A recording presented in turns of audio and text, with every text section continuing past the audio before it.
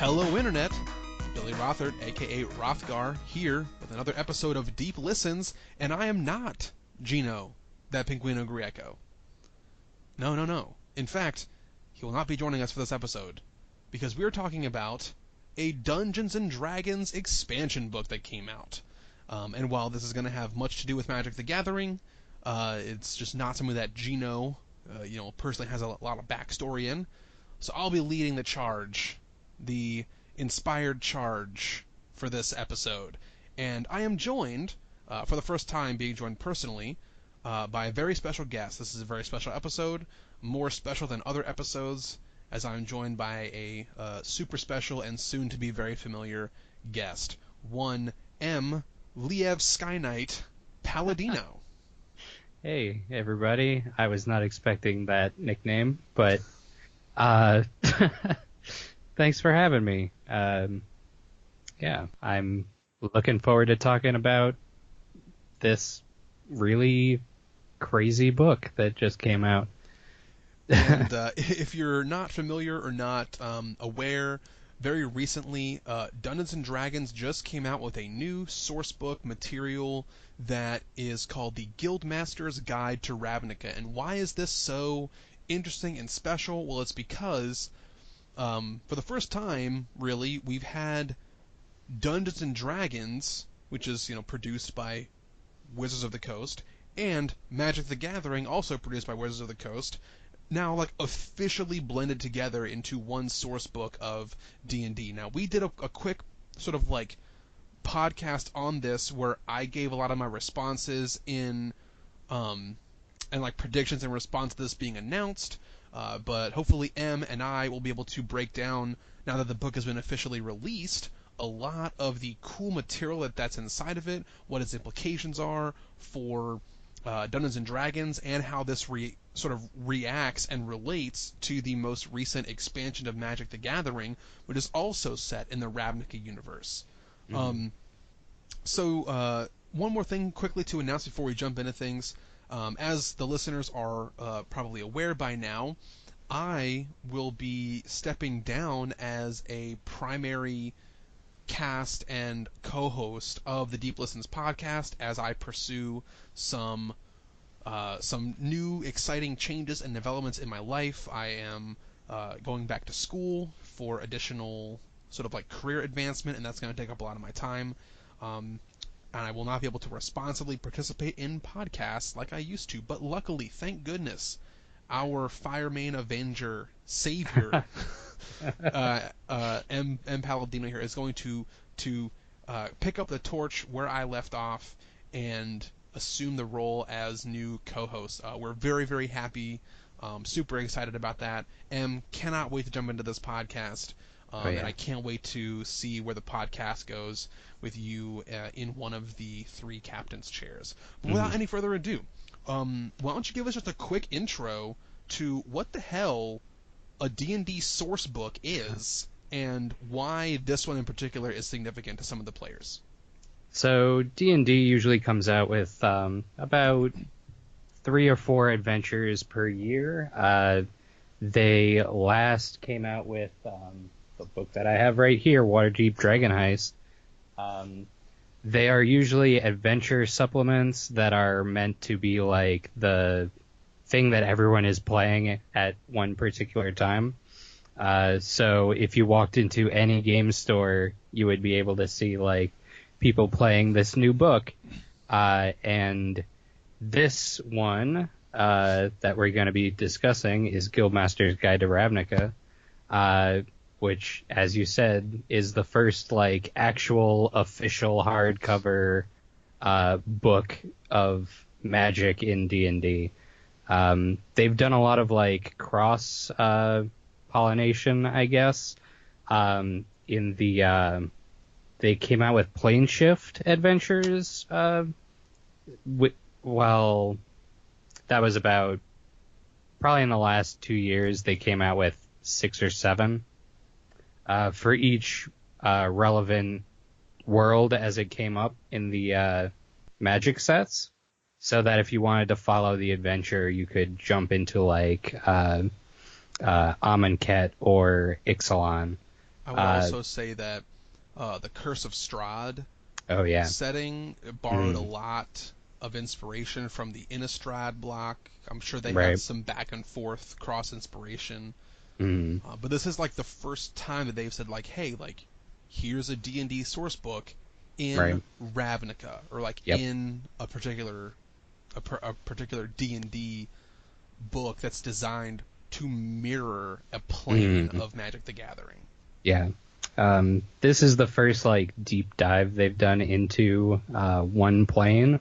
Most of the other things were like 20-page, like here's if you wanted like a sample of that experience, but this is like you are in there. So it's really interesting just to see them like fully embrace that from like D&D and Magic coming together like that.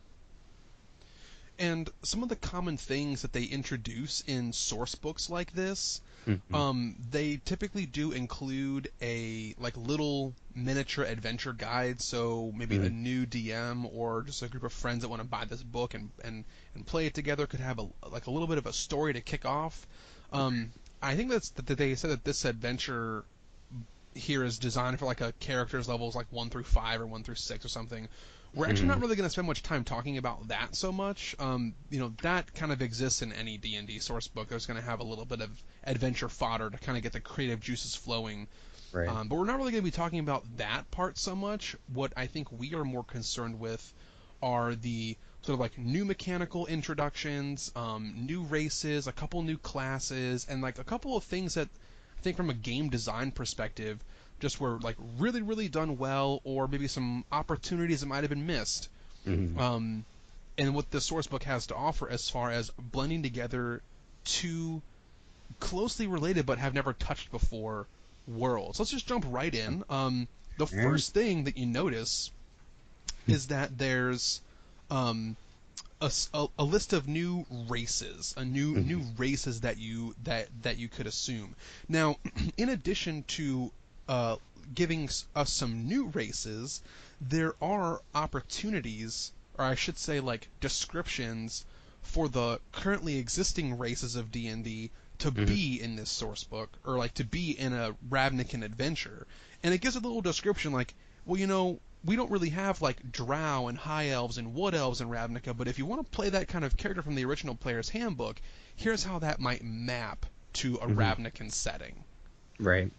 One of the things that was interesting was they took a lot of the races that were in D&D and kind of like set them in this like, if they're not sort of around this plane, but they might be visiting from other worlds. So it's still like you could have dwarves or tieflings. Gnomes or tieflings, yeah. Exactly. But this is not like their main. You're not going to see them walking around Ravnica at all. Like you would just see like a Loxodon walking around Ravnica, Right. like an elephant person. Mm-hmm. Let's go down some of the new races. We have seen. So like the first ones that they have are humans and elves, and those exist in pretty much all source books. So like that's not very interesting. The next two we get are centaur and goblin. Yeah. And these are two player character, sort of like stat blocks or like descriptions that we've seen a lot of homebrew on. But if I recall, I think this is the first time that we've gotten like an official character source for a centaur character. Yeah. I think we've seen goblin somewhere before. I can't remember what exact book it's from, but I think we've had a goblin character guide before. Yeah. But I don't think we've had a proper centaur before. Mm-hmm. One of the things that I noticed about centaur, just one quick quirk, is that they made very carefully sure to say, hey, look, you're a centaur. You're like you have disadvantage on climbing because you don't have feet. Obviously, you have, like, equine build. Don't even try climbing. It's going to cost you 5 feet of movement instead of 1. Yeah, that's wild. Yeah. Centaurs we haven't really seen in D&D proper much. Goblins, they were in Volo's Guide. but they were sort of not an ideal race you would want to play. They had like a -2 to their strength, I believe. It was just very detrimental, and there were a lot of things that were like better just overall. But the goblins that are in this one, they're just well-rounded. They're very like Volo's Guide. They felt much more like an afterthought, and this feels like they really gave it some consideration. Yeah. One of the things I think makes goblins really strong here is that they get an ability called Nimble Escape that allows them, just by their race alone, to take the disengage or hide action as a bonus action on any of their turns. Now, a lot of times goblin characters end up being like sneaky, stealthy, small, rogue, assassin type characters, and so they'll get that from cunning action anyway, because cunning action gives you dash, disengage, or hide, and at the low cost of losing dash as a bonus action on your turn, which is, I shouldn't say a low cost, it's like a pretty good ability, but being able to disengage as a bonus action on your turn is pretty big for any of the other classes to have. So Goblin actually has some pretty significant buffs here. Right. The fact that they get Dexterity and Constitution as their modifiers. Obviously, the Dex makes sense, but if you have a little bit of extra Constitution, you're going to be tanky, and that actually lends pretty well to some of those concentration-based spellcasters. I'd love to see there be a Goblin Sorcerer, because that kind of makes sense in a Ravnican setting. We have things like Goblin Test Pilot from it's an actual card. There's stupid like Goblin Wizard cards. Or Goblin Electromancer, for example, which is a really, really common card from the Izzet guild. This could be a Goblin Wizard character or a Goblin Sorcerer character, because if they get a little buff to their Constitution, they can maintain concentration on spells. Yep. And one of the things we'll see later is like certain races are more suited towards certain of the guilds. So is where goblins hang out. They're pretty good sorcerers in any respect in this setting, but like they'll venture to Boros or Rakdos just because they like exploding stuff, or they will join the army. And it's just that sort of like boost that they get from, you get your Constitution raised by 1, which is not something I would think to give to a goblin, I think, if I was like working on this design. But just by virtue of what they are doing, it's really neat to see them like take a different angle. When I think from like a mechanical standpoint of a Constitution buff to goblins, I don't think it like for the Loxodon they have a big buff to Constitution. There goes up by 2 as a racial feat. I think of Loxodon like an elephant person as like very sturdy. When I think of Goblin, I think they could probably suffer some abuse. Yeah, they'll just blow themselves up and then get back up and keep doing what they were doing. Yeah, that kind of makes sense.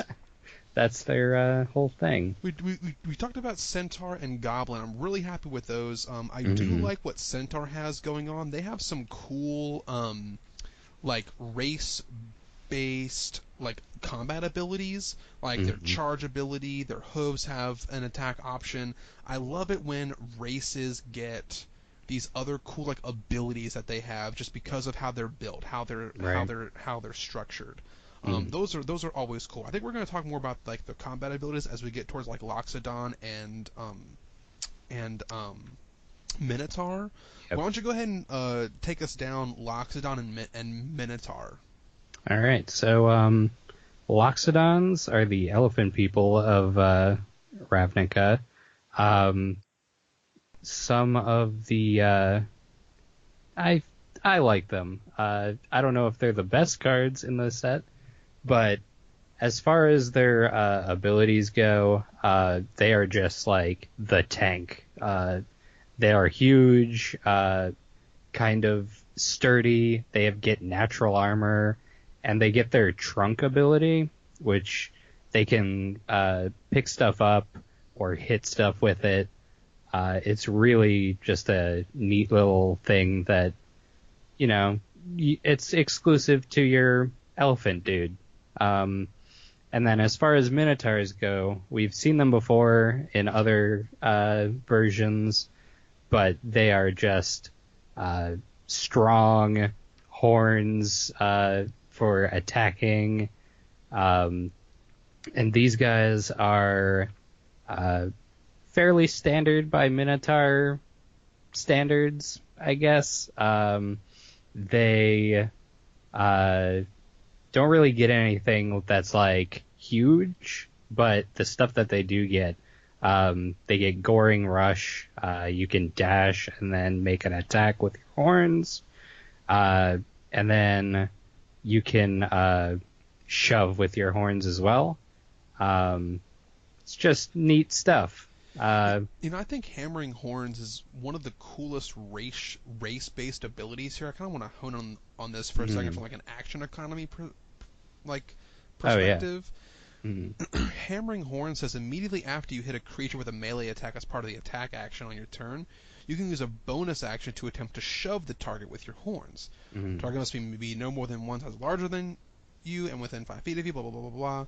But then if you succeed, they have to make a strength saving throw. They get pushed 10 feet away from you. So what this does here is it really gives them a really effective use of their bonus action. A lot of times, if you're going to have a fighter or a warrior or some kind of barbarian using a two-handed weapon or something like a minotaur would be very commonly seen doing, they don't usually have a really good use for that bonus action on their turns. And you can have a big scary warrior class here be able to attack somebody and then, as from like an action economy perspective, really make good use of that bonus action every turn if you're trying to get up in someone's face. Yeah. This can be used offensively and defensively, because if you're able to hammer horn somebody after you smack them with an attack and they get pushed 10 feet from you, you'll no longer provoke opportunity attacks on that person because you move them away via an ability. So this can actually, I'm looking at Minotaur as a character that could really easily fall into like a barbarian or a fighter model. But they can honestly be a get off me, I'm a druid or I'm a cleric or a healer perspective, because they typically will also use strength as their primary ability score, but the constitution helps them stay tanky as well. So I'm seeing a lot of versatility here in Minotaur, and I really like it. Oh yeah, it's definitely one of those classes that can, they're not shoehorned into any one particular class. No. Based on their like racial stats, and just like having the ability to move creatures around, that's just huge when you're dealing with like, if you have a rogue in your party and they need that sneak attack bonus, you could just shove that creature 10 feet in any direction. That's just gonna, it's ways to like combo off basically in your D&D games. Absolutely. Yeah. So it's neat. I like it. Going back to the Loxodon, they're also not really shoehorned into anything. If you think about Loxodons in D&D, you're thinking, oh, they're Selesnya. They're like the cleric, the healer. And that's kind of true in this source book, but I'm looking at Loxodon as having a constitution increased by 2 and wisdom getting upticked by 1, and thinking, you know what, if you roll a decent strength score, you could honestly go like barbarian here, because barbarians, like, they kind of have like the unarmored defense that barbarians already have, except it's like buffed by natural armor. I should be clear here. Armor calculations don't like combine. You can't like combine the two things. But a lot of times, like, a barbarian's not going to want to put 4 points into dex to get 2 more armor. Right. And so if the barbarian's unarmored defense says, hey, your armor, I think it's like 10 plus constitution plus dex modifiers, and a lot of times the barbarian's like, all right, well, that's sweet, but like, I'm not going to pump a bunch of points into dex because that doesn't help any of my weapon wielding at all. You get kind of the same thing from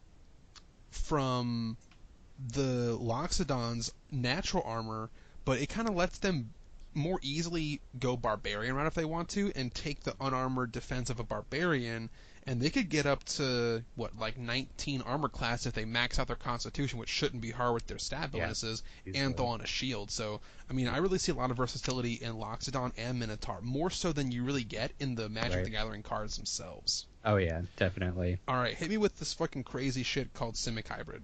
Oh man. Okay. Oh man. Simic hybrids.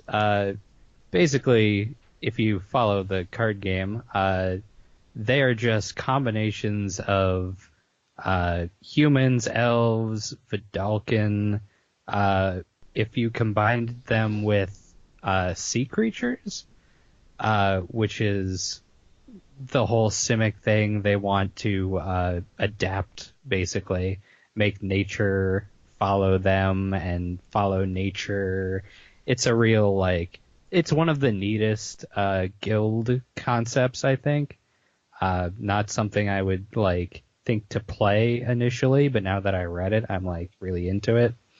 And these hybrids, you get to choose between 3 different animal enhancements at first level, and then you get another one at 5. And they are just crazy stuff. You could get Manta Wings. You could be good at climbing, and it doesn't say how you get good at climbing. You just are. So you can do whatever you want with that. Underwater adaptation, and then at 5th level you can get extra appendages, carapace, acid spit. It's wild. It's definitely one of those classes you want, or races, that is so weird, and I think we're going to see it a lot just because people are like interested in how they can combine all these things. Yeah, I mean, like the different ways you can mix and match these racial abilities are Yeah. so cool with different class options. Like Mhm. I'm thinking Carapace fits great with any kind of medium armor build. Um, Mhm. Acid Spit is a fantastic like ranged ability for someone who otherwise doesn't have it. Right, yeah. You get a number of these uses equal to your Constitution modifier. Like that's like Mhm. crazy. I so rarely see abilities care about your Constitution modifier. Right, yeah. Mhm. Um, but like this could mean that a Vidalcan gets a maybe they're like a ranged tanky person. Well, they typically like they're typically maybe your Vidalcan is like a melee tanky person. They're gonna have Mhm. high con. They're Right. probably gonna grab like medium armor and get a little bonus to that. But then oh wait, like you unexpectedly have like 5 uses or Yeah. 4 or 5 uses of this like weird acid attack. And Mhm. acid's a pretty like uncommon resistance, Oh honestly. yeah. So like it's not bad. The fact that it ticks up like a cantrip as you get Mhm. higher and higher levels also really cool. Just the Yeah. combinations of these are crazy. Mhm. Yeah, it's really neat. I think that a lot of people are gonna go with more appendages, just Yeah, because it's wild. I don't know what to think about this. You just get just extra arms. Yeah. Um, Um, that's nuts. yeah, and I have no idea how I, as a DM, would have my NPCs respond to something like this. Uh, I don't know if you're like out in the open with these, if this is like a common thing in Ravnica or not, honestly. But it's cool. Um, yeah, other than that, it doesn't really get a lot. It's the only race in this these 6 new races that gets dark vision, which is interesting. I think they kind of threw around dark vision a lot in Yeah. the original source book. I think like only humans and half elves or something Hmm. like didn't have dark vision. I might Right. be I might even be wrong on that. Like I think I I know humans and I think one other race from the original PHB did not have dark vision. Yeah. Like everybody else did. They were very liberal with their dark vision Definitely, originally. Um, definitely. hmm And this is another race that also gets a Constitution score increase by Mm-hmm. 2, Mm-hmm. which, like, we don't see that a lot. We don't. Yeah, and now to get 2 races that give you a +2 to con and have abilities that go off of it, that's, like, kind of neat. Usually that's, like, the throwaway, like, you put, like, a 14 in it just so you get a +2 to your health, Yeah. but you're not like building around it. So to see that is pretty cool. Yeah, absolutely. All right, last one here is Vidalkin. hmm Honestly, like I'm not that interested in what Vidalkin Yeah. has going on. I feel like there's maybe some missed opportunity here. hmm Um, they seem to be built like I think I think this character race is kind of pigeonholed into the spellcaster scenario. They get an increase in intelligence and wisdom, and hmm those are two of the most common spellcasting abilities. They get this pretty cool ability called Vidalcan Dispassion that says you get advantage on all intelligence, wisdom, and charisma saving throws, hmm which would, because it's not the same as being proficient, right? You get advantage. That's different. Right. Yeah. It makes them really resilient against, mental-based effects, hmm and a lot of times the saving throws, like the most common saving throws, are like wisdom and dex, Right. and I think probably like Constitution's next. hmm Intelligence and charisma aren't as common as saving throws. Charisma is more common than intelligence. Intelligence saving throws are pretty few and far between, hmm but just automatically advantage on wisdom saving throws is pretty great against all your charm spells.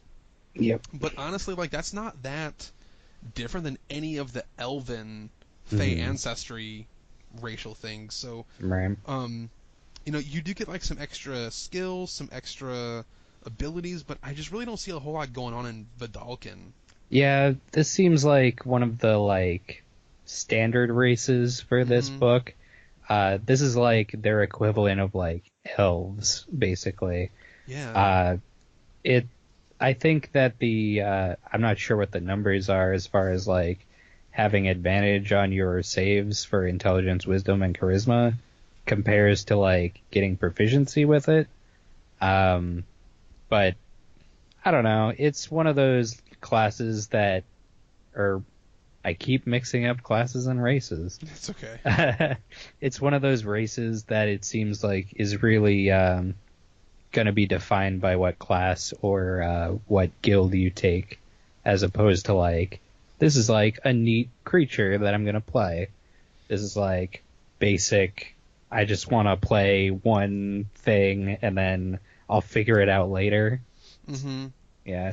Like I think I am the most hype right now for Simic rank 1, hands hmm down, and then hmm I'm pretty hyped for Minotaur Yeah. as a rank 2. Like those are probably like my top 2 favorite new races right now. hmm Anything else for races?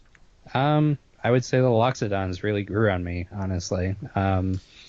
Yeah. Other than Yeah. that, everyone seemed to be pretty good. There's no like the Vidalkin are like the loser of the set, but uh, Yeah, everyone they're else not bad. they're They're not just they bad, just don't do but anything like interesting and cool. That's like yeah, new. exactly.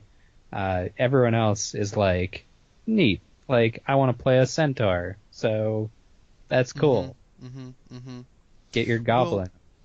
yeah, get your goblin on, and your goblin's not going to penalize you for being a goblin. Right, exactly. Which Yeah. was kind of a pain in using Volos, but True. True. True.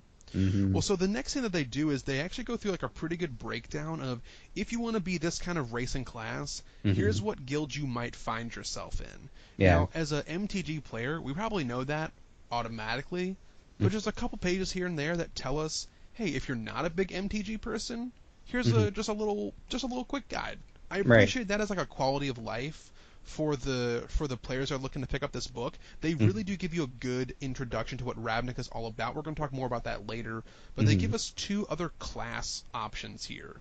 Yeah. Um, so I will talk about the order domain, then I want you to hit us with spores. because we get spores now. I'm excited. They give us two new class subclass options. They give us a subclass option for the cleric and a subclass option for the druid. Mhm. For the cleric, they give us a new domain called the order domain. In Ravnica, this seems like this would be the kind of cleric that would be part of the Azorius or part of the Orzhov, which is sort of a good and bad version of law and control in the sort of Ravnican universe. But honestly, I'm not that impressed with another cleric subtype. It doesn't seem like it's doing that much all new and different. Yeah, it's based around law and order, and it's got, some domain spells that kind of make sense. Command, hold person, zone of truth, compulsion, commune, dominate person. Like, they make sense for what this subclass is going for. Mhm. But even their channel divinity is like pretty uninteresting to me. It's you pop your channel divinity, and creatures that are within 30 feet of you that can see and hear you make a wisdom saving throw, and if they fail, they're charmed by you until the end of your next turn, Mhm. or until they take any damage. Yeah. You can cause any creatures that are charmed by you to drop their weapons, or they're just like generally friendly towards you. It doesn't say anything about mind control. You're not like controlling their whole turns. They're Mhm. just a friend to you until that point. You can make them drop their weapons, which is nice. Yeah. But ultimately, like, that's a pretty uninteresting channel divinity for me. I'm not really that like hyped for that channel divinity to pop off at any time. hmm Yeah, this is definitely one of those, like, why would you ever do that when you could turn undead with the same ability? It's not like there are other ways to get something charmed, and they last longer, and they're more effective, basically. So I don't think this is like the standout of this subclass. So there's one thing that does look really cool about this subclass, but it kind of gets deep into like the combo aspect of playing characters. If Mhm. you take this class and you pair it up with like a rogue, for Mhm. example, their first level ability called Voice of Authority says this: if you spend Sorry, it says, starting at first level, you can invoke the power of law to drive an ally to attack. If you cast a spell with a spell slot of first level or higher, and you target an ally with the spell, the ally can use the reaction immediately after the spell to make a melee weapon. Sorry, it says to make one weapon attack against a creature of your choice that you can see. Mhm. Um, and if it targets more than one ally, you can choose the ally who makes the attack. When this really comes into play, I think, is with rogues, Mhm. because rogues, a lot of people don't know this, they can actually get 2 sneak attacks off per round of combat. Because if they're Can able to they? somehow, yeah, like they can use their sneak attack on their own turn, but it doesn't say that you can't do a sneak attack again later as part of a Hmm. reaction. It just says that only during that turn you get one and only one sneak attack. But if you can Oh. somehow proc an attack of opportunity, Hmm. you can sneak attack again. And Oh, this wow. ability would allow you to, with your perhaps bonus action healing word, just Mhm. ping your rogue in the party who can get a second sneak attack in a later part of the round as their reaction attack of Mhm. opportunity. A lot of Yeah. times rogues are trying to position themselves to maybe find a way to get that other sneak attack to proc, but they don't have a lot of control over it. Right. And even some savvy DMs are going to say, I'm going to like play around this. Mhm. Well, this is a way where you can have a cleric in your party and a rogue in your party, and you can like reliably pop off that second sneak attack. Mhm. That's one thing that's cool about this, but other than that, I Yeah. don't see a lot of cool stuff going on with this subclass. Yeah. It really just does It's your pretty standard vanilla run of the mill cleric stuff. mhm. It's definitely like I think they throw in a cleric subclass whenever they make a new set, just because it's the easiest thing to make more stuff for. Yeah, honestly, Uh, they got the formula down. yeah. I think that someone's gonna figure out some way to make Voice of Authority ridiculous. Probably. Yeah, someone at some table is going to like figure out the combo. I think a lot of the domain spells are stuff that you might have already as a cleric. The only thing that really like stood out to me was the 8th level ability. You get 1d8 psychic damage additional when you attack, which it's basically your divine smite for a paladin. But getting psychic damage is never a bad thing. It just takes very few resistances to that. Exactly. But the only problem is it takes until 8th level to get it. And then it only goes up on 14. So it's not like huge. And then the 17th level ability, you get a curse when you divine strike something. That's neat, but like, how often are you really getting to 17th level? Exactly, yeah. And not multi-classing it into something, because I honestly dump like the last 5 or 6 levels of cleric all the time, because cleric is like the most like fertile multi-class base. Yeah. Cleric, you get a lot of options early on, and then as soon as you get to like, I think 5 or 6, then you're like, I think I'll try something else. It's just one of those classes. Yeah, cleric's also just like a fantastic dip class for anything that's like monk or ranger or druid. They're just like such a good dip class that I don't see a lot of people get like popping off this level 17 ability. Now, I don't think so. druid is a class that you can go to level 20 on. Oh, this druid subclass. Yeah, hit me with Circle of Spores. Circle of Spores. This is the oh shoot, what's the I'm blanking. Subclass? Golgari. Oh yeah, This is their whole thing. This is their druid circle. You get fungus, basically. It's all about fungus. There's a cloud of fungus around you at all times. You just have spores. When a creature moves into your space, you can deal damage with those spores on a Constitution save. And it's a reaction. Yeah, that's just as soon as they move within 10 feet of you. That's so cool. Yeah. Because, like, as a druid, right? First off, this is going to pop off even if you're in wild shape form. And if you're going to be a ranged, sort of like backline druid, there's not a lot of ways for you to use your reaction to do anything. Yeah. Like, how often do you use a reaction for like an attack of opportunity as a backline druid? No. Right. Exactly. No. But if somebody runs up on you, it's like having that like polearm master, like, oh, you come at me, well, I get an attack of opportunity ability. Yeah. So hit me with the rest of oh man, Circle of Spores. So at the same time that you get that halo of spores around you, you can also awaken those spores as a symbiotic entity. You get 4 temporary hit points. Your halo of spores do twice as much damage, so instead of 1d4, you get 2d4. Your melee weapon attacks deal an extra 1d6 poison damage, and when you lose those temporary hit points, it goes away. So all of a sudden, you're just dealing like 2d4 plus 1d6 plus your regular damage, and that is crazy. Then at 6th level, you get to animate corpses with your spores. 10th level, this one I'm not clear on. Oh. What you looking for? This is spreading spores on the... Oh, yeah.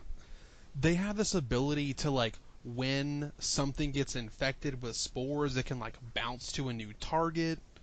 Huh. I didn't quite get the full... Oh, you know what it is? The full readout for that. Yeah. This you can throw your spores up to 30 feet and then make a cloud of the spores. So instead of just having this aura around you, you chuck it over and then you can affect other spaces. So that's neat. And then at 14th level, you can't be blinded, deafened, frightened, poisoned. Any critical hit is a normal hit. Yeah, that's just crazy. That's insane. They just turn off crits. Yeah, so that is probably the coolest druid subclass I've ever seen. I mean, I think just like turning off crit, yeah, in general is huge. Oh because, So like, if you're able to just turn off crit as a druid, and so many of your spells are concentration based, being able to just say, hey, you don't deal double damage to me, ever, how are you going to smack a druid hard enough to have it break its concentration? They're probably already going to have so many bonuses to their concentration check. It's crazy, but now you can't even try to like proc a crit. Yeah. No critical hits is wild. They're already like a bucket of health. Yeah, exactly. They're wild shaped, like, man. Yep. And that does not go away when you wild shape as well. Yeah, that's just nuts. This is a really, really strong subclass. I am super hyped for Circle of Spores. Yeah, I have never played a druid before. I've been playing D&D since 5th edition came out, and I never played a druid, and I think this is going to make me start playing druids. Yeah, this is a filthy subclass. Yeah. I'm just so excited to see like what people can do with that. Yeah. That's the end of the subclasses that they introduce. They really do introduce something really cool with the Circle of Spores. They only did a couple cool things with the Order domain, but that's just like Cleric domain number 10 for us. They do take a few pages here, and they go through a good description of once they talk about the different subclasses, they really talk about the 10 guilds of Ravnica. Now, this podcast is not designed to like rehash what all 10 guilds are. Right. We just don't have enough time for that. That'd be a whole podcast just talking about what the 10 guilds are and what they do.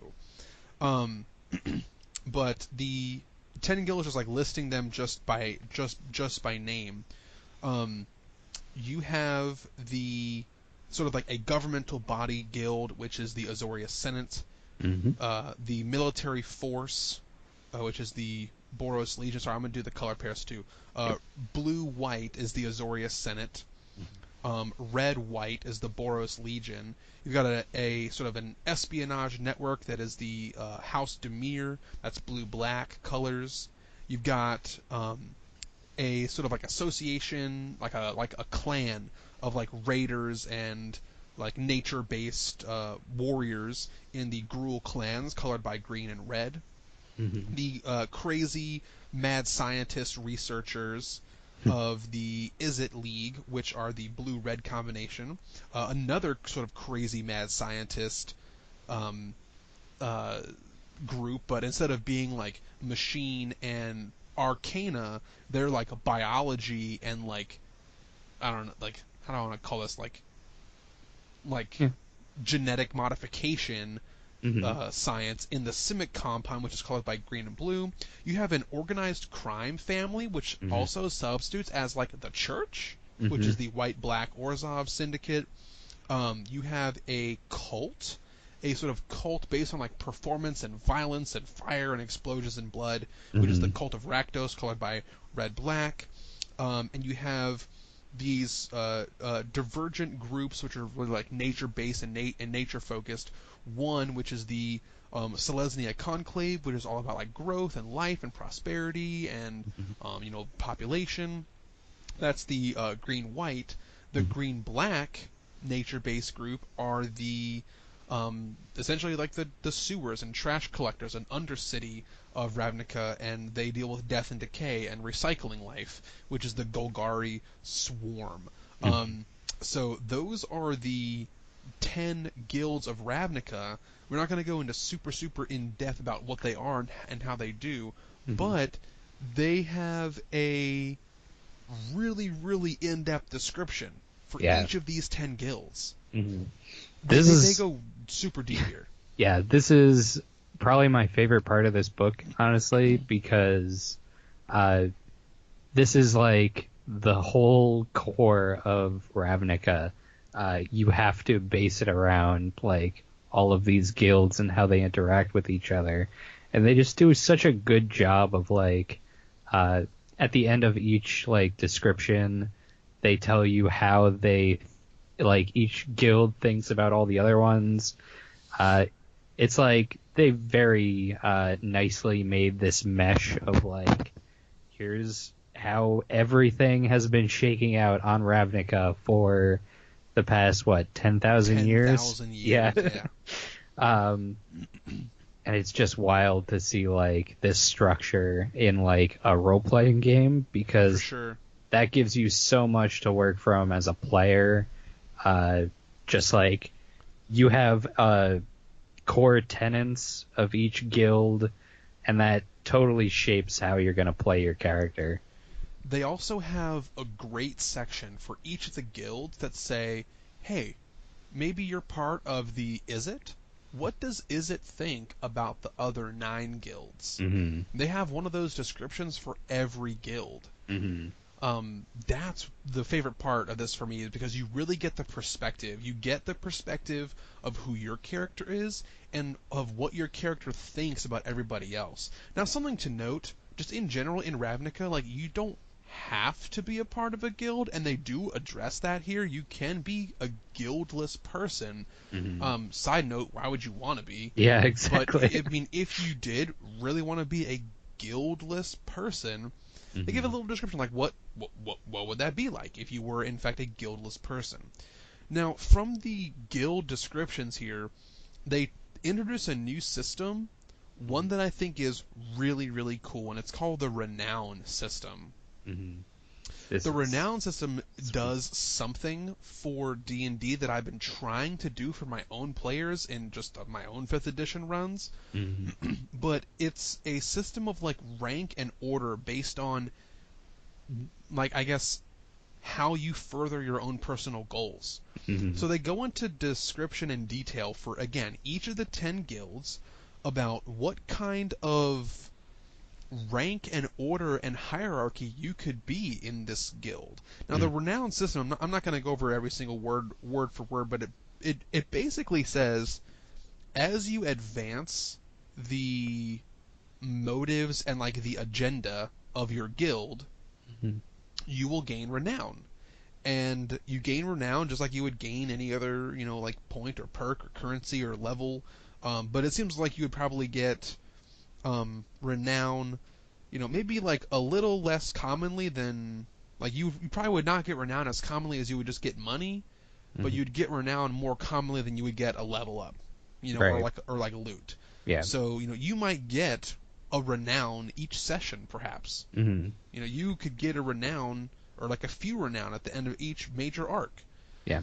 You can also lose renown.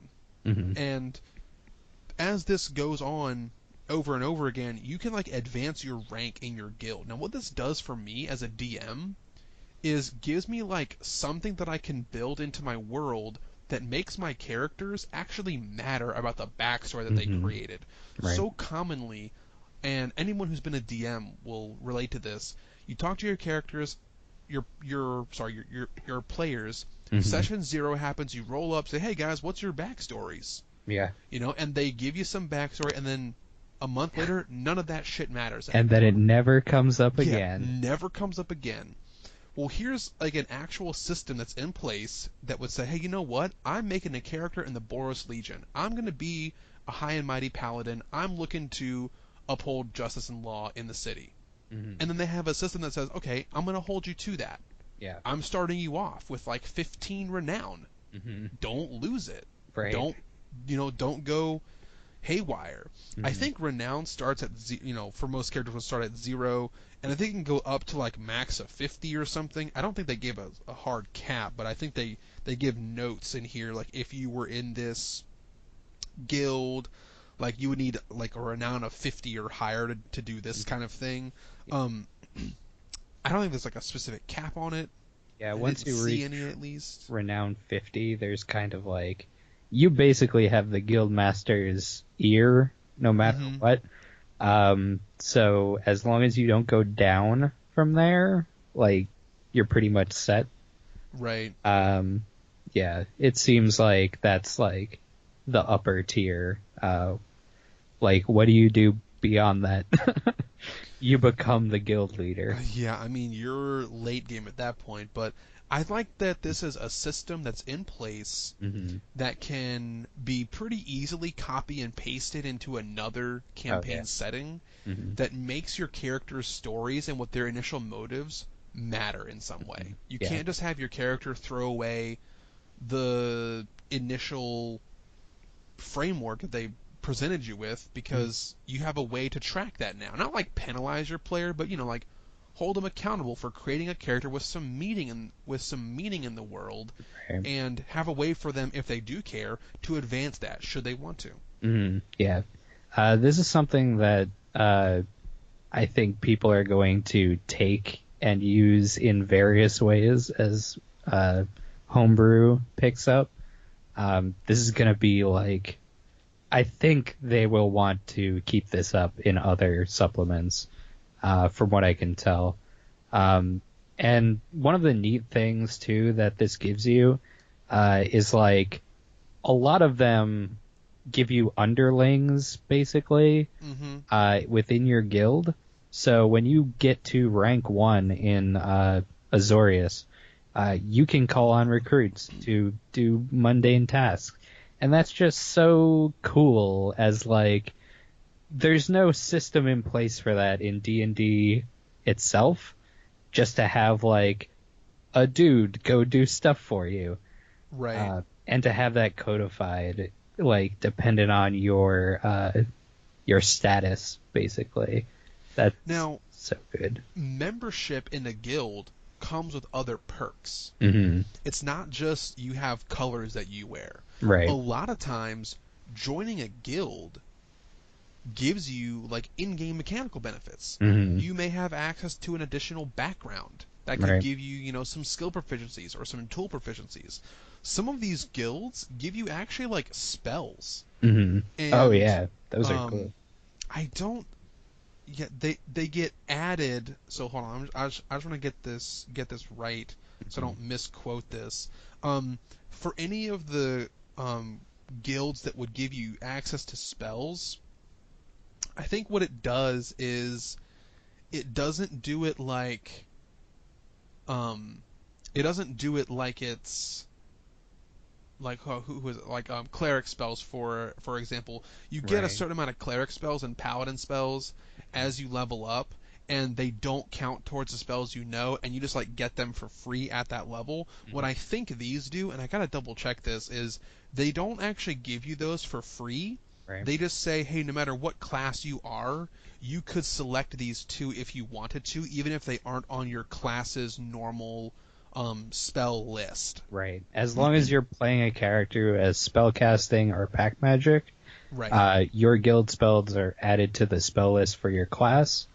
Right. You have to be able to cast a spell. Right. And then, so it's just adding another option. This is how they get like the new spells that they included.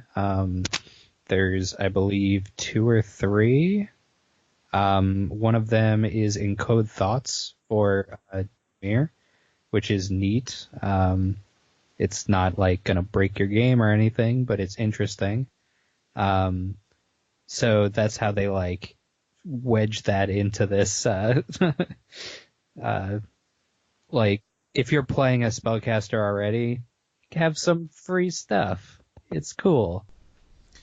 And I do want to talk about spells here for a second, and sort of a, a game making perspective. I kind of want to get your thoughts here because you have more of a game design background than I do. Yeah. So Went to if games yeah, for those who don't know. hmm Ah. um, when you play like proper D&D Adventure League, Mhm. go into your local card shop or game store, and you want to sit down and play some D&D with people. Mhm. Um, ultimately, there's a little bit. There's a couple of rules. You can't just do whatever you want when Mhm. you're playing like official D&D.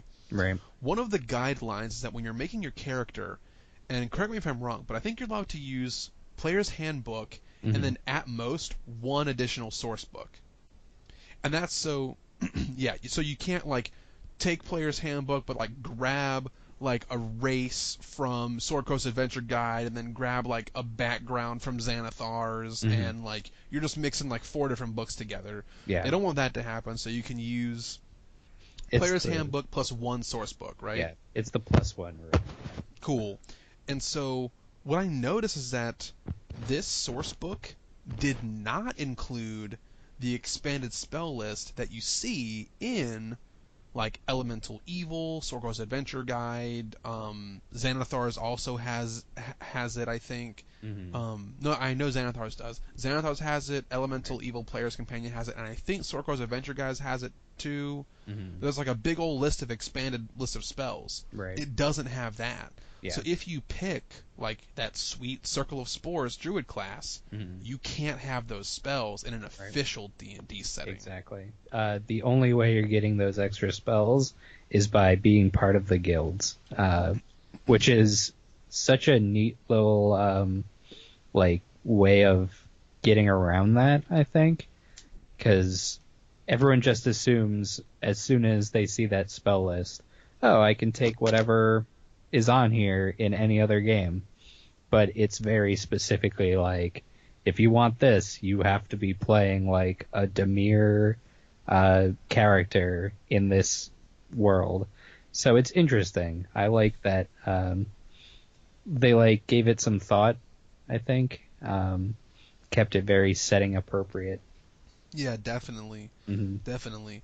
Like I mean honestly, I'm really going to miss some of these expanded spell list Oh yeah. options, Hmm. but ultimately I think what we get in response to it is like so many other mechanical combinations and options Hmm. and lots of RP options Yeah. that I'm not going to just strictly miss that spellcaster vibe. I Hmm. mean, in a lot of ways, D&D 5th edition had been kind of like a spellcaster's world, Yeah. and you're kind of like a detriment to your team sometimes if you can't use a spell slot. Right. Yeah. The age of the oh, I'm a fighter, I'm a barbarian, I'm a rogue, like they end up being skill monkeys a lot of the time. Hmm. And the fact that you can swing a big old sword doesn't have quite as big of a splashy impact on the battlefield as a lot of our spellcasters do. It Right. seems like this source book is actually trying to work in a little bit way like counter to that and say, hey, you know what? We're not going to put as much of an emphasis on spells. We're going Hmm. to put an emphasis on what your character means to the world and what they do and what some of their connections and abilities can get them. Right. Not just cast a bunch of new spells. Hmm. Yeah. It seems like they very like they still gave the spellcasters that extra stuff. Mm-hmm, It's mm-hmm. not like completely removing it, but what they give you is very much like, all right, for participating in this setting, you get like extras. It's not like have whatever you want. It's not a buffet. It's like you pick something, so you're gonna get a little bit extra on top, and I can appreciate that. I like their style with this one. I think. Mm-hmm. Hmm. Mm-hmm. Yeah. What next? Holy shit! Oh man. There's still so much book left. Ooh, there's a lot of book to this. All right, let's just do a couple of quick rapid fires. Okay. They do a great job of giving us a nice map of Mm-hmm. the setting of Ravnica. The setting of Ravnica in general has these 10 guilds, Mm-hmm. but the actual setting of Ravnica proper, like in Magic the Gathering, doesn't happen across all 10 of the guilds in their own jurisdictions. Um, they happen in the 10th district where the guilds converge. One of the guilds, I think it's either like Demir or Golgari, like one of the ones that are kind of like marginalized. They don't have their own like guild like Yeah. territory. I think it's Demir because they're just like a Yeah. spy network. They don't actually have their own like home. I can't Demir remember doesn't exactly. technically exist, so they just Yeah. yeah.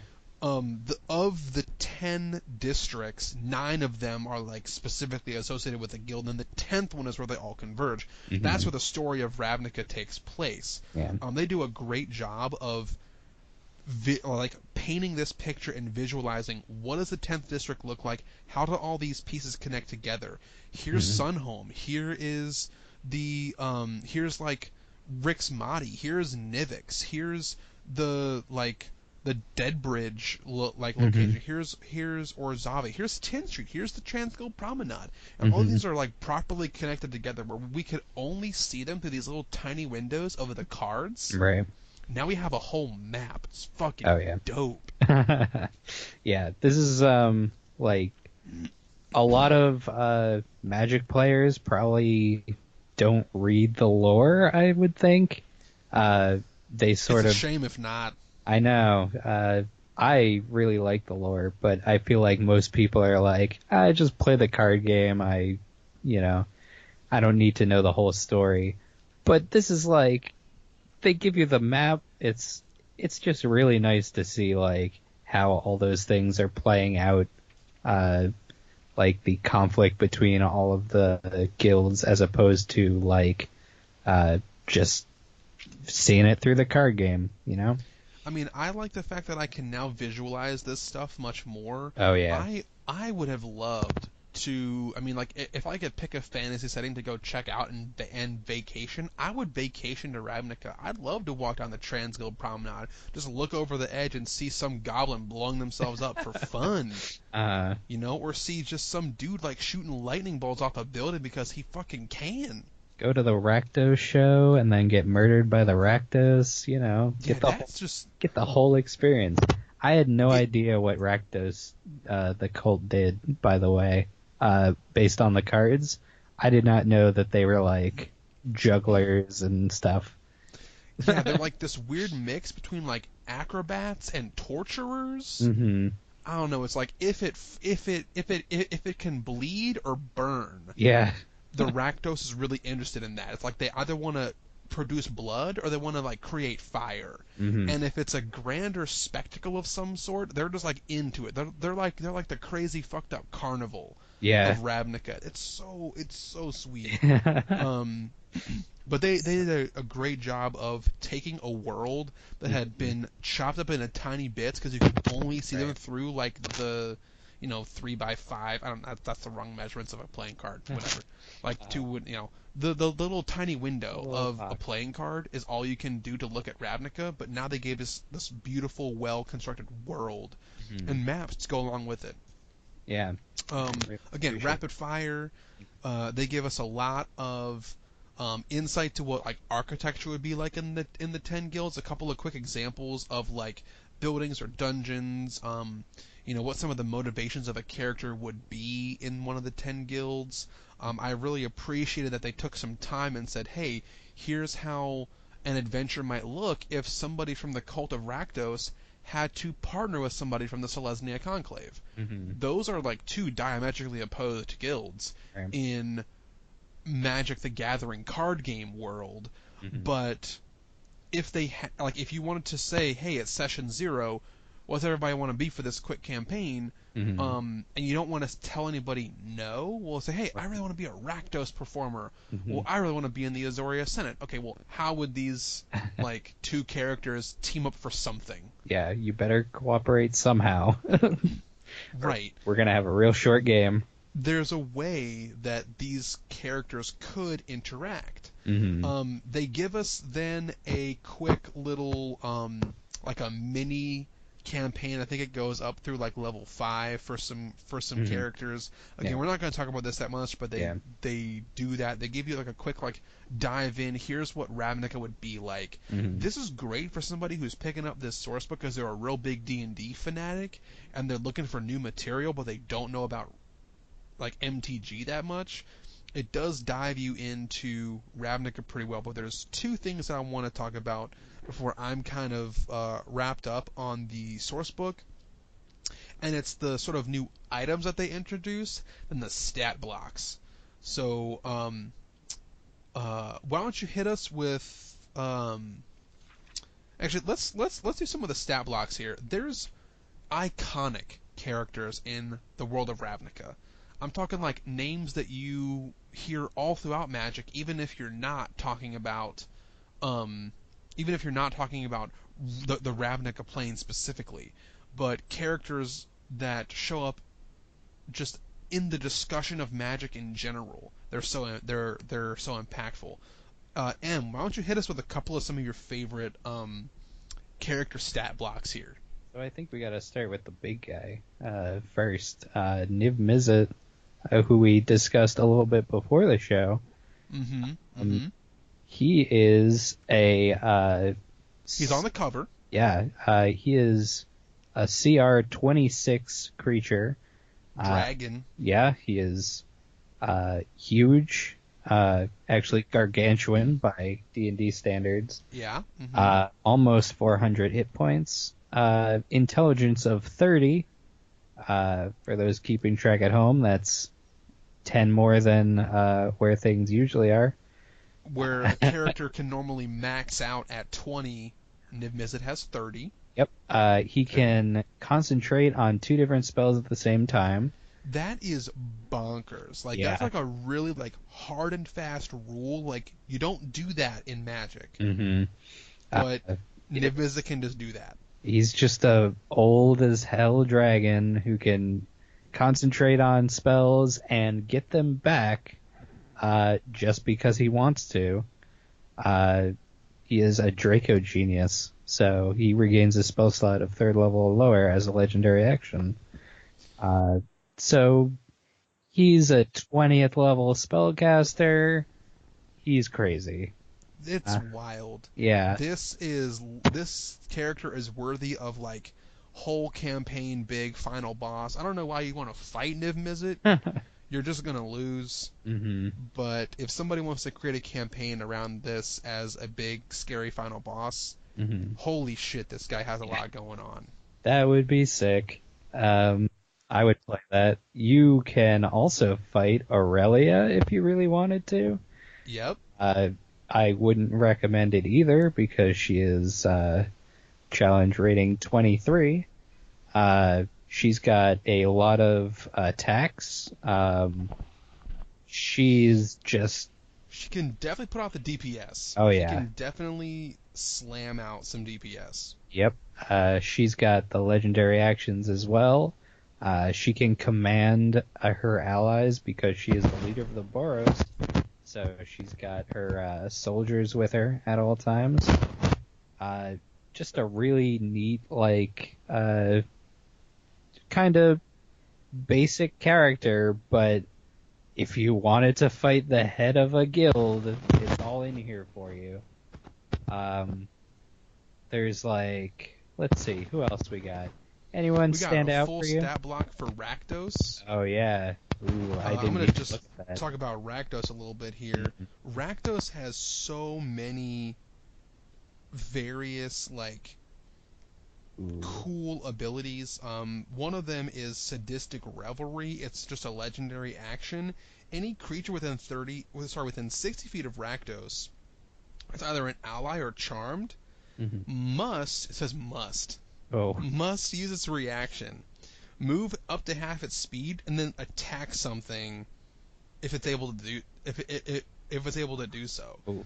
And then it has this other thing called Captivating Presence. It says any creature that starts its turn within 30 feet of Rakdos, just any creature, must make a DC 25 Wisdom saving throw, and on a failed save, they're charmed by Rakdos. Damn. So the combination of this just says, any characters, like even player characters, a DC 25 Wisdom save is not easy. Yeah. Half your party walks up to try to square up against Rakdos, and then they're just going to start smacking each other because they're charmed by him, and he can just spend a legendary action, one of 3, every single round, and just make your allies just kill each other. Holy shit. Seems pretty good. Yes. It's crazy.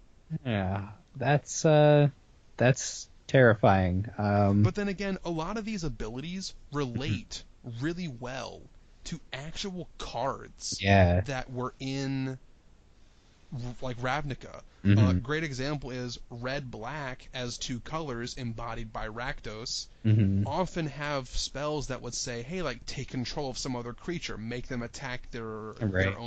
their own person. Hmm. Um, the kind of cards that are in is it say, hey, copy this spell, do another Right. version of it, Hmm. draw extra cards, deal lightning damage.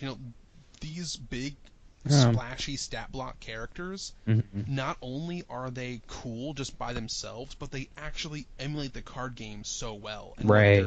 their respective guilds would actually do. That's cool. I didn't even think about that, but now that you say it, I really appreciate that.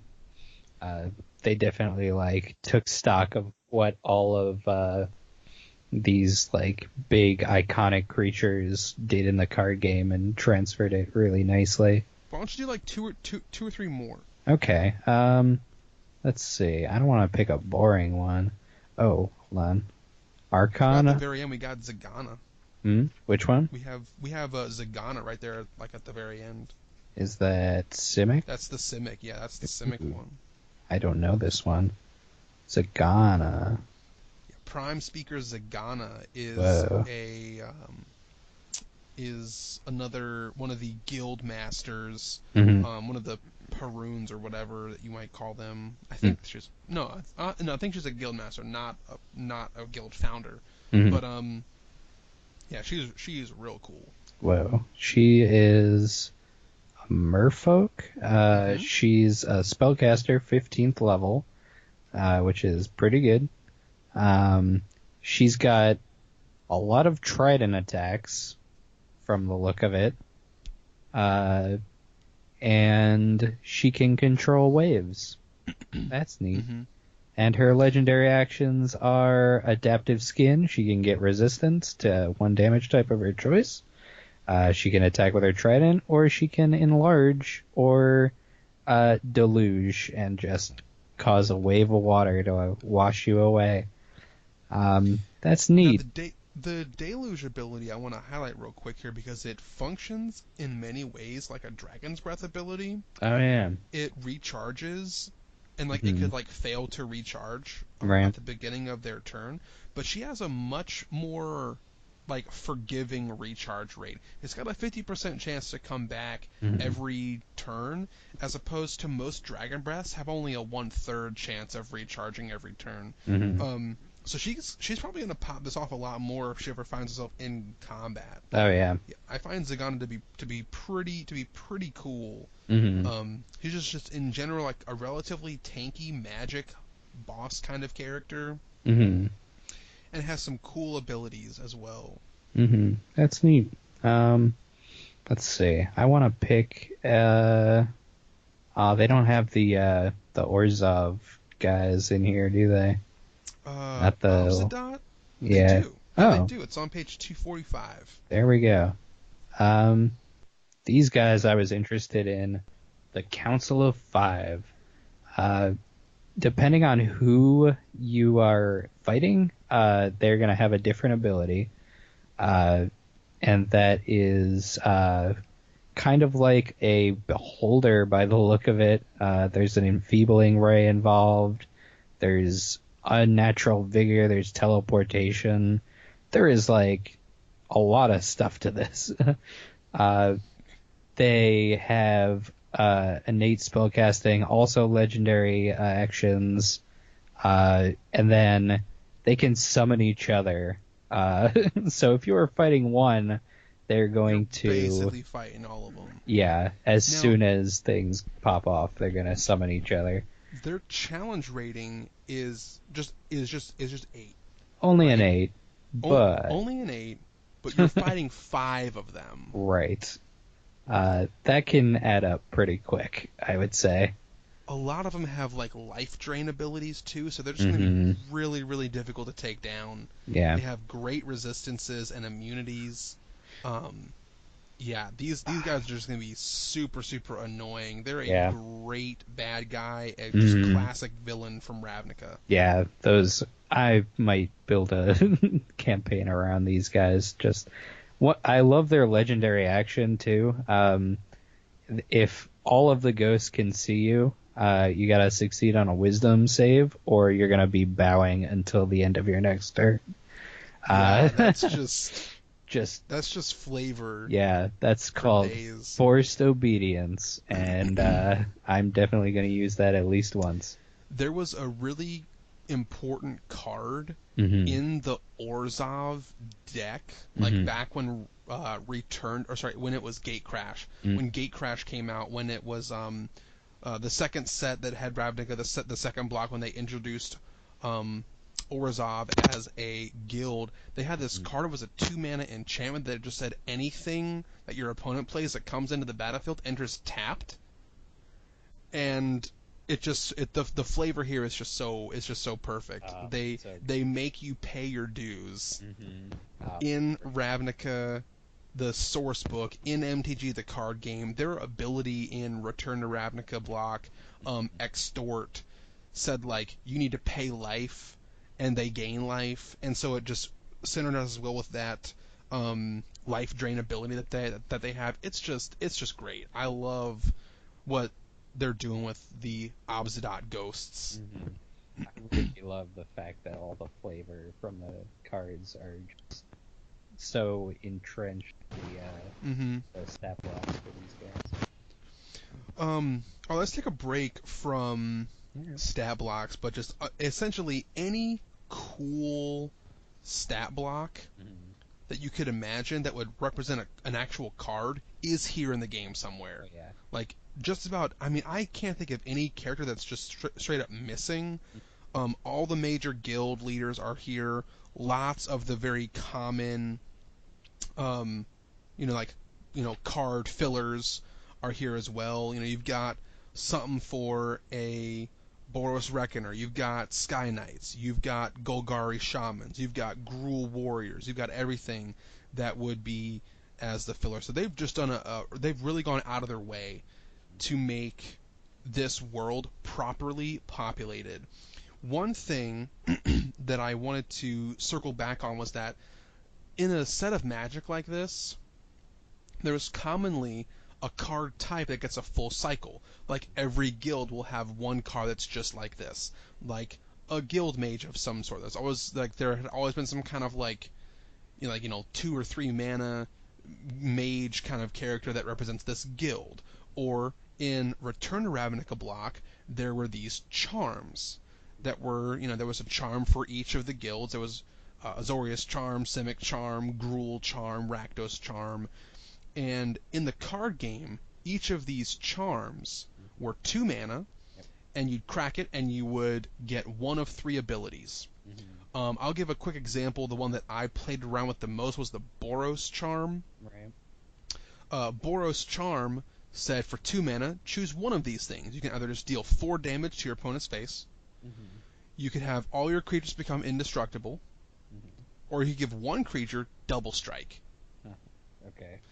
And there's a version of all the charms Oh, here this is so good. in this book. And so there is a charm Hmm. for each guild.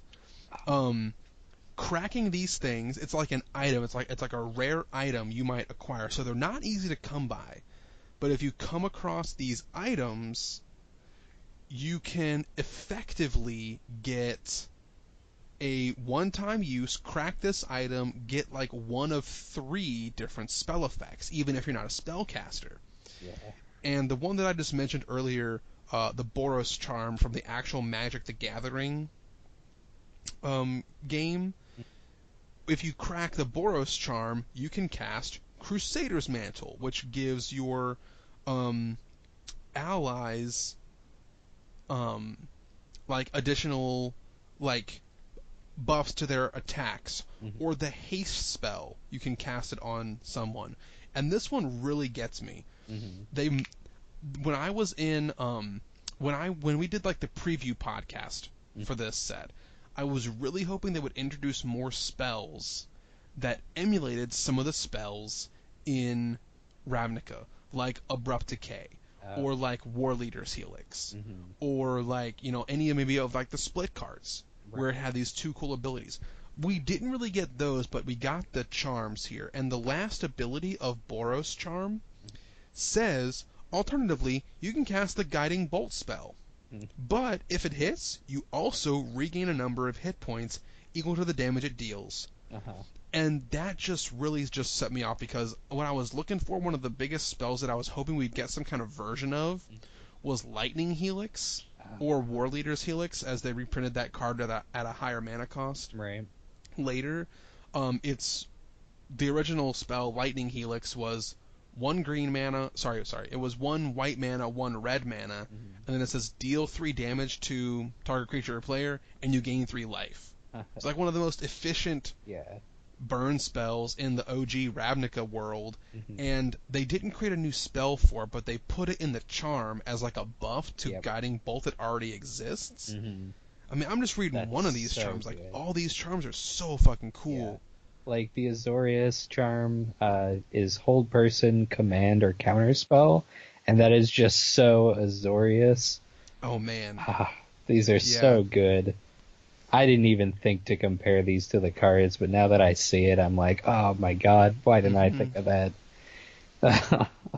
Oh, that's amazing. I love it. And some of them have just other, like, usually they'll, like, their typical, like, model for this is it's frequently got like 2 spells you can choose from, or like alternatively just like this modifies some other action of D&D.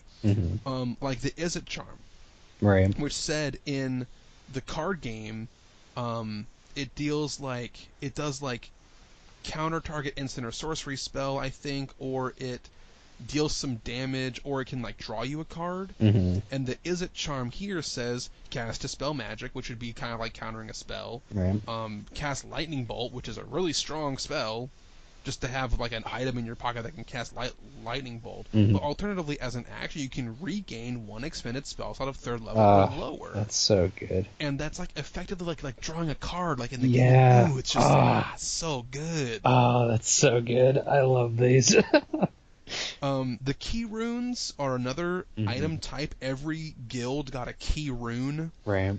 In the second block of Ravnica, like the second visit to Ravnica, and all of these things are like a rare or very rare item, and you like pop this item, or you like crack this item, and it turns into a creature type for a certain amount of time. Like, you can have the Boros one turn into a veteran soldier. Now, anyone would examine them and realize that they're kind of like an artificial human, like artificial person. But there's other ones like create a giant scorpion for the Golgari, or create this like galvanized weird for the is it some like crazy like some crazy like elemental creature, or like create a dire wolf for the Selesnya. All kinds of cool stuff.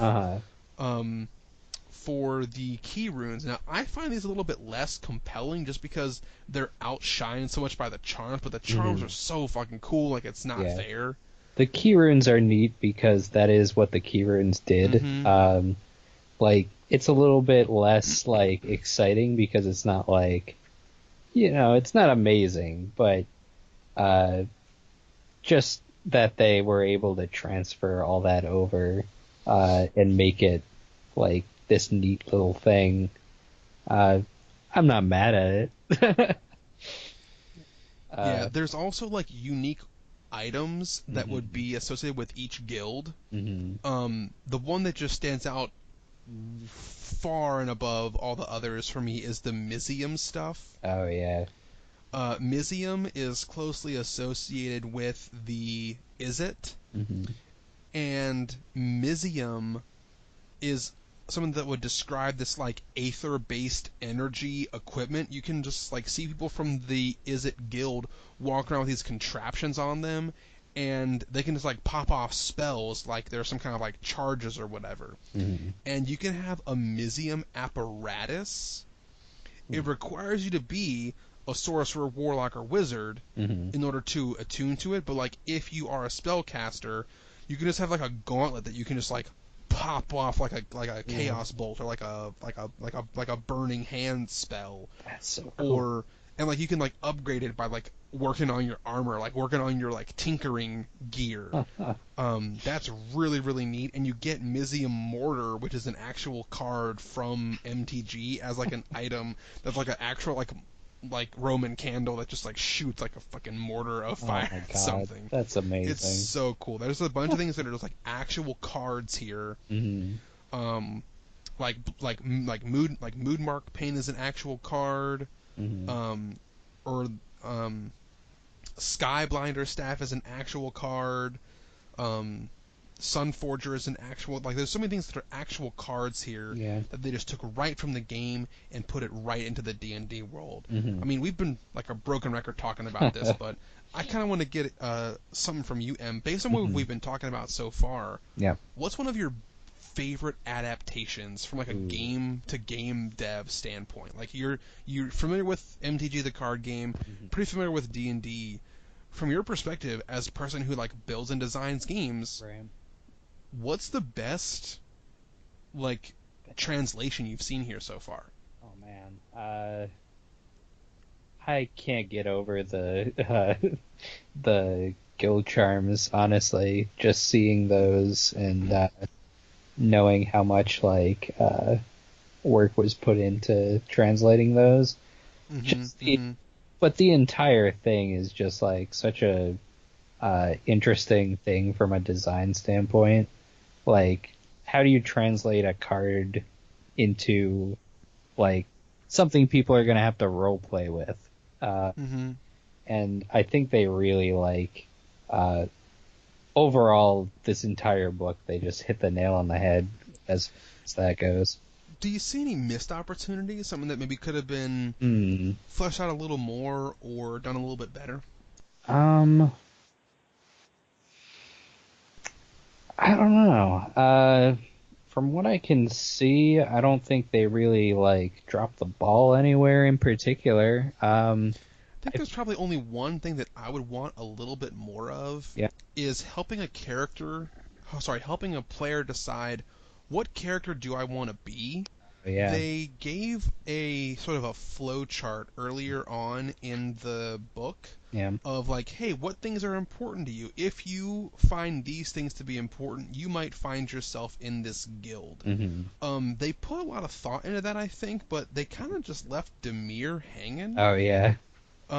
They had like essentially 3 starts to this flowchart, and one of them just like started and then immediately dead ended at Dimir. And then the other 9 guilds got like proper flowcharts. It was like, I think I'm trying to find it, but it said like, I got what do you value the most? I got it in front of me. What were the like starting 3? It was what's important to me, and then the 3 answers are nature and science, society and community, or learning other people's secrets and keeping my own. And that last one. That last one is the one that leads you right into Dimir. It just starts and ends right there. It's just like, are you nature and science? Right. Are you society and community? Or are you Dimir? Yeah, exactly. I think Dimir is a really interesting case study, though. Like, as in relation to all of the other guilds, just because it is so different than all of the other ones and how you would play it. You are basically pretending to be a different guild than you are at all times, because you're a spy. That's what you do.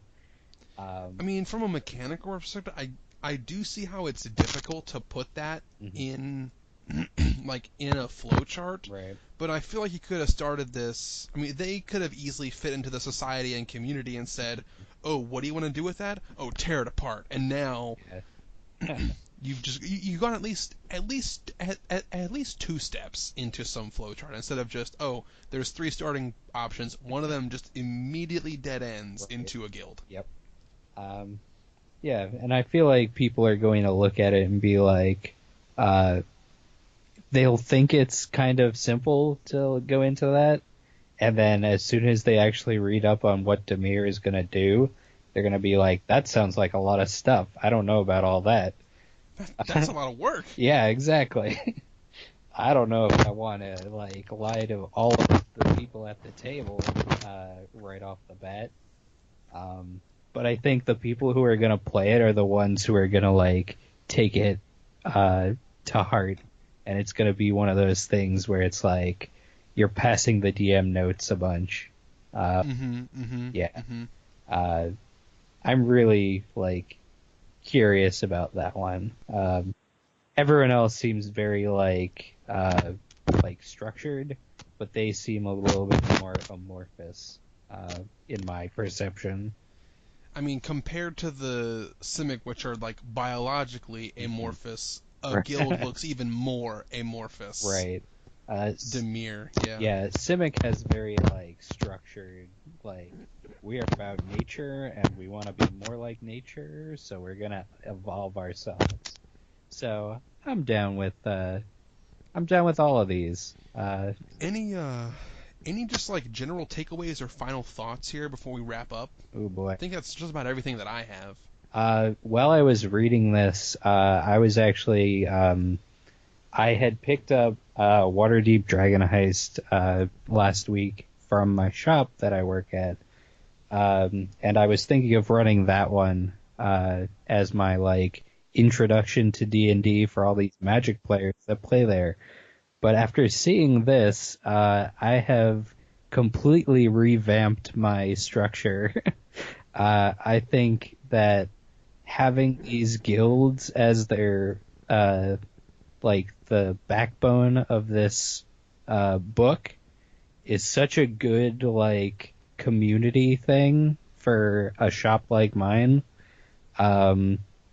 where you can have like regular events, and then if you want to do like we're gonna have a Golgari adventure or something, you could like put that out into the community, and whoever is in Golgari can come. That's like such a good like concept, and I never thought of that. I'm so excited to try that out. Like, This could be like kind of a big deal for some of the game shops oh because yeah. I mean, I never worked in a game shop, but Mhm. I think you and Gino have both spent some time working at one of these, Mhm. sort of smaller mom and pop game stores. Yeah. And a lot of times, like, they don't always do so well Yeah. each year. I mean, like, it's an unfortunate truth that sometimes, like, the small mom and pop card shop, Mhm. might close down Right. because they don't bring in enough business or they don't have enough fan support base to make Mhm. things work. But Yeah. when you have such a well constructed crossover like this, Right. Yeah. I could really see a card shop that Mhm. is on the cutting edge of community building, Right. doing just what you said and taking this and really running with that kind of idea. Yeah. Because if you take something as sort of like robust and well built as MTG, Mhm. but then again, you only have an MTG set released every 3 months. Right. Exactly. So what do you do in the other 2 months? Mhm. You appeal to those other players in some other way. Yeah. If we had this when well, like Ixalan was going on, this would have been like much different for starters, but also that was like kind of a dead set after Yeah, a kind few of a flop months. set. Yeah. Yeah, and I think this would have been like that spark that like kept people's interest for like until the next set came around. But I don't know. Guildmaster's Guide to Ravnica is more than a spark. This is an Oh yeah, explosion. oh yeah. This is. I was not expecting to like it as much as I do. I will say. Well, that's about all we got here for Yeah. Guildmaster's Guide to Ravnica. Thanks so much, Em, for joining me on this podcast, and I am looking forward to seeing how you grow and sort of take on the show once I make my departure next week. Really appreciate you taking the time to talk to me about this and sharing some of your insight because you do have a lot more knowledge than I do about sort of like the game making side of this. I've been a DM for a long time, but I have not been in your shoes in that respect and have some in-depth knowledge about what it's like to to work on game design Mm-hmm. in this respect. So that's awesome. Thanks so much, Em. Any final thoughts, real quick? Thank you for having me. I was expecting to take your place and not really interact, and I'm glad we had this like time to sort of talk to each other. Me too. Yeah, I hope I can carry your legacy forward. Well, you don't have very big shoes to fill. I was kind of an asshat on the show. Fair enough. All right. Well, that's all I've got to. Thanks everybody for tuning in. If you want to get in touch with the show, if you want to leave us some feedback, comment section, emails, whatever, I'm gonna hit you up with all the necessary info. I'm not as good at this as Gino, but I'll do my best. If you want to get in touch with the show, you can email us at deeplistenspodcast@gmail.com. Hit us up on social media at deeplistenspod. Twitter, leave us comments on our YouTube comment section. We sometimes check those when they're not too degenerate. But the best way to get in touch with us is via email for certain. You can also hit us up on iTunes, Stitcher, Libsyn, all the other places where you can popularly find a podcast. So that should be all. I'm super excited for Guildmaster's Guide to Ravnica. I can't wait to bring this to my table, and I hope you all enjoyed the show. So, till next time, peace!